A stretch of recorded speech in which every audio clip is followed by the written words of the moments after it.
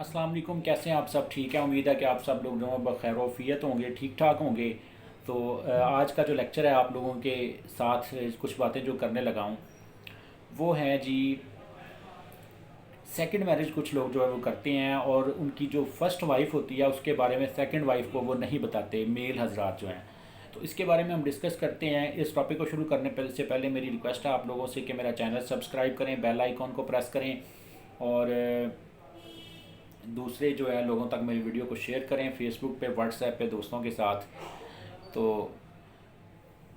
एक मेरे जो है वो इस चैनल पे आप देखेंगे तो अगर हस्बैंड जो है वो सेकंड मैरिज करता है, फर्स्ट वाइफ को जो है वो नहीं बताता, तो उसके लिए भी मेरी वीडियो एक मौजूद है। इस वीडियो के साथ या डिस्क्रिप्शन में लिंक आपको मिल जाएगा, उसको भी आप जो वो देख सकते हैं। लेकिन हस्बैंड अगर सेकंड मैरिज करता है और सेकंड वाइफ को फर्स्ट वाइफ का नहीं बताता तो फिर उसके लिए क्या कॉन्सिक्वेंसेज हैं। इसके लिए 495 सेक्शन है।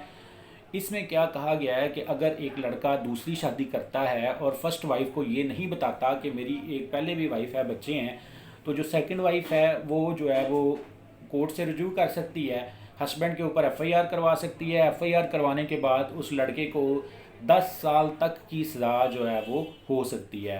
3 साल से लेकर 10 साल तक जो है वो कोर्ट उस बंदे को सज़ा देगी जो सेकंड मैरिज करे और सेकंड मैरिज में निकाहनामा में खुद को कंवारा ज़ाहिर कर दे या बच्चों का जिक्र ना करे।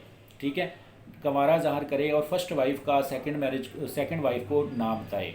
तो ये बड़ी एक इम्पोर्टेंट वीडियो है जो आप लोगों में, क्योंकि ये रीसेंट अमेंडमेंट्स हैं, ज़्यादातर लोग इनको देखते नहीं हैं पीपीसी में। तो मेरी सबमिशन है कि इस वीडियो को जैसे ही आप देखें दूसरों तक शेयर करें ताकि जो है वो नॉलेज सब लोगों को मिले।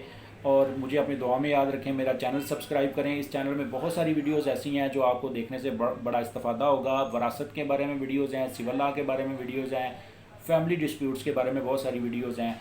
तो मेरी हम्बल सबमिशन है कि मेरी इस वीडियो को दूसरों तक शेयर करें, मोहब्बतें बांटें और दुआ में याद रखें। अस्सलाम वालेकुम।